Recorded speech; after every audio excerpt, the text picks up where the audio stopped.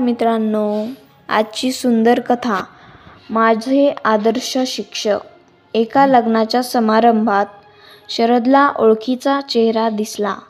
तो त्याच्याजवळ गेला आणि विचारले, आपण मला ओळखले का? त्या व्यक्तीने नीट निरखून शरदला पाहिले आणि म्हणाले, हो, तू माझ्या शाळेचा विद्यार्थी. कसा आहेस? काय करतोस आजकाल? शरदला आनंद झाला की त्याच्या शाळेच्या सरांनी त्याला ओळखले. शरदने उत्तर दिले, सर, मी पण तुमच्यासारखा शिक्षकच आहे. माझे शिक्षक घेण्यामागचे कारण तुम्हीच आहात. सरांनी विचारले, ते कसे? शरदचे उत्तर दिले की एकदा वर्गातील एका मुलाचे अतिशय सुंदर घड्याळ चोरीला गेले. ते घड्याळ मी चोरले होते. तुम्ही सर्व वर्गाला सांगितले की ज्याने घड्याळ चोरले असेल त्याने ते परत करावे.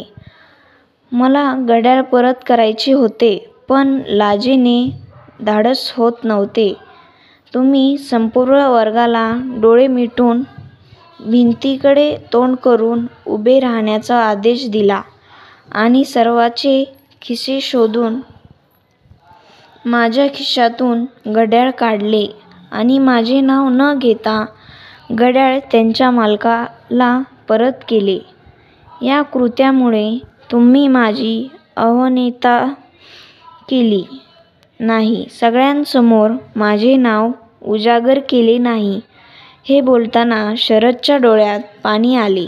तेव्हा मी ठरवले की असे परत करायचे नाही.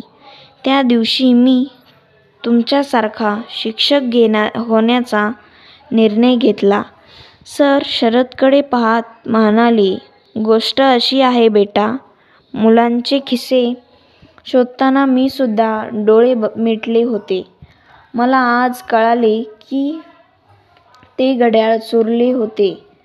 ते ऐकून शरदच्या मनात सरांसाठी आदर अजून वाढला.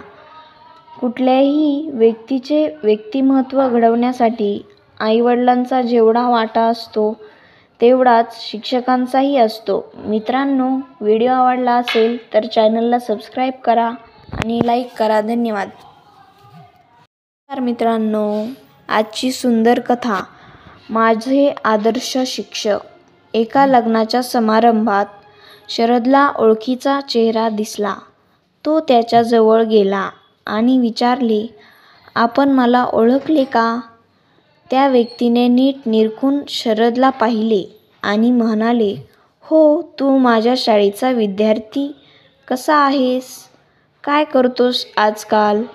शरदला आनंद झाला की त्याच्या शाळेच्या सरांनी त्याला ओळखले. शरदने उत्तर दिले, सर, मी पण तुमच्यासारखा शिक्षकच आहे. माझे शिक्षक घेण्यामागचे कारण तुम्हीच आहात. सरांनी विचारले, ते कसे? शरदचे उत्तर दिले की एकदा वर्गातील एका मुलाचे अतिशय सुंदर घड्याळ चोरीला गेले. ते घड्याळ मी चोरले होते. तुम्ही सर्व वर्गाला सांगितले की ज्याने घड्याळ चोरले असेल त्याने ते परत करावे.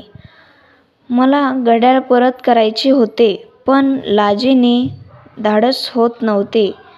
तुम्ही संपूर्ण वर्गाला डोळे मिटून भिंतीकडे तोंड करून उभे राहण्याचा आदेश दिला आणि सर्वांचे खिसे शोधून माझ्या खिशातून घड्याळ काढले आणि माझे नाव न घेता घड्याळ त्यांच्या मालकाला परत केले. या कृत्यामुळे तुम्ही माझी अवहेलना केली नाही, सगळ्यांसमोर माझे नाव उजागर केले नाही. हे बोलताना शरदच्या डोळ्यात पाणी आले.